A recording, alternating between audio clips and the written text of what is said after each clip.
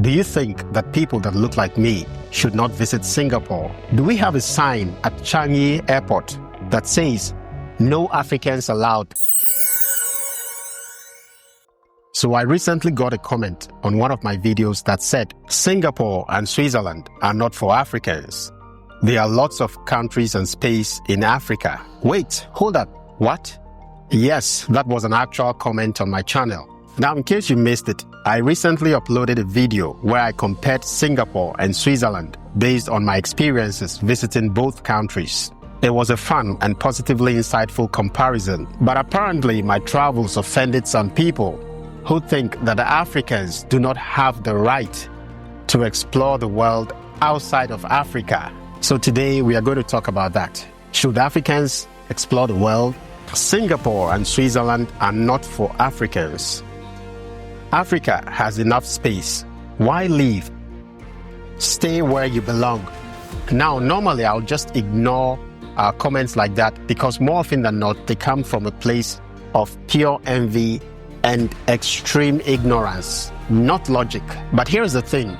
Lately, these comments have been showing up a lot. And at this point, I feel like it is very important to address them. Not to argue with them, but to educate them. Because if people truly understood why travel exists, why people move around the world, and why these beliefs are so outdated, they would realize how ridiculous they sound. Since I'm a content creator in the travel space, I see this as an opportunity, not just to respond, but to create content that educates not only this commenter, but also others who may share a similar perspective. Because believe it or not, there are still some grown adults out there who still do not understand some of these basic things. Now let's break this down because there are so many things wrong with this mindset. First of all, the world is not divided by race. Maybe it was several centuries ago, but it's certainly not today. Singapore is one of the most diverse places on the planet. Just walk around for 5 minutes and you will see Singaporeans, Malaysians, Indians, Chinese, Europeans, and yes, even Africans. So why would someone be so ignorant to think that certain countries are not for Africans? Do we have a sign at Changi Airport that says, "No Africans allowed"? Of course not. Let's flip this logic around. If Africans should stay in Africa, should Americans stay in America? Should Europeans never travel to Asia? Should Australians never leave Australia? That sounds incredibly ridiculous, right? Funny enough, nobody tells Westerners to stay in their country. In fact, millions of Western tourists visit Africa every year. No one tells Asians not to travel to Africa because there are currently over 3 million Asians living and working on the African continent. So why the double standard? Why is it okay for certain groups to travel around the world, but somehow weird when other groups explore the world? Another thing this comment said was, there is lots of space in Africa. And I had to pause for a second. What does that even mean? What does that even mean? Are they saying I haven't exhausted Africa yet? Like I need to visit every single inch of the continent before I qualify to go anywhere else?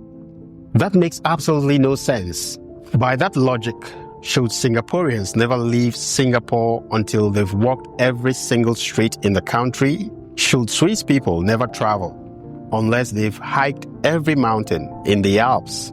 People don't travel because they finished their own country or continent. It doesn't work that way. They travel because the world is meant to be explored. It's about experiences, culture, food, meeting people, and seeing something different. Singaporeans love traveling. They go to Japan, South Korea, Europe, Africa, Australia, because travel is about learning and growth, not just checking off space on a map. So no, I don't need to finish Africa before I visit other places around the world, just like Singaporeans don't need to finish Singapore or Asia before they explore the world. It is only a very ignorant adult that thinks this way. That is not how travel works. Here is the thing. Africans are already contributing to global economies, including in Singapore. Did you know there are African students in Singapore? African professionals working in tech, finance, and business.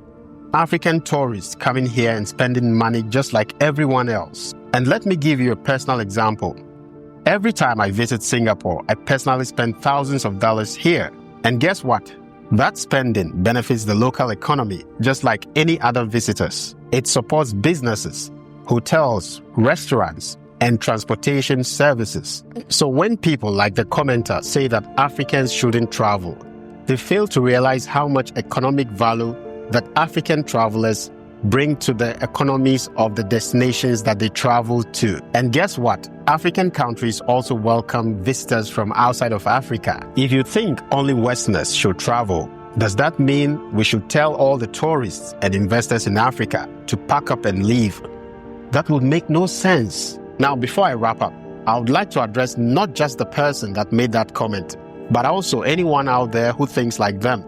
If you believe that certain countries are not for Africans, or that people should only stay where they were born, I want you to really think about what you are saying and ask yourself if you think it makes sense.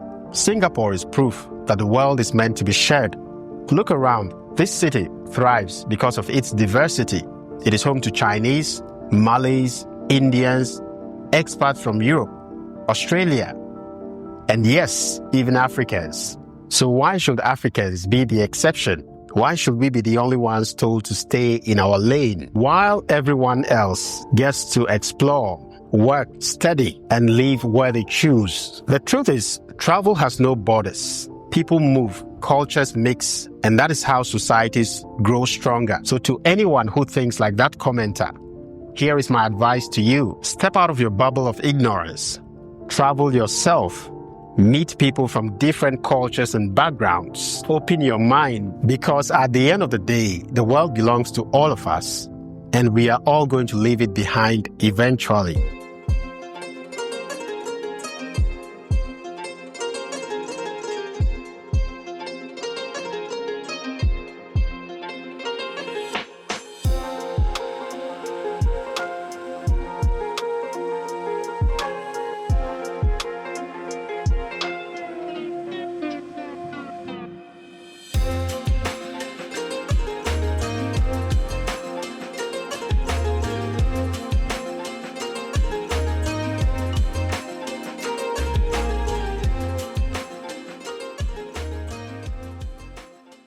Now, before I wrap up, I'd like to take a moment to speak to my fellow African travelers out there, because I know that seeing comments like this, comments that try to make you feel unwelcome in certain places, can be discouraging.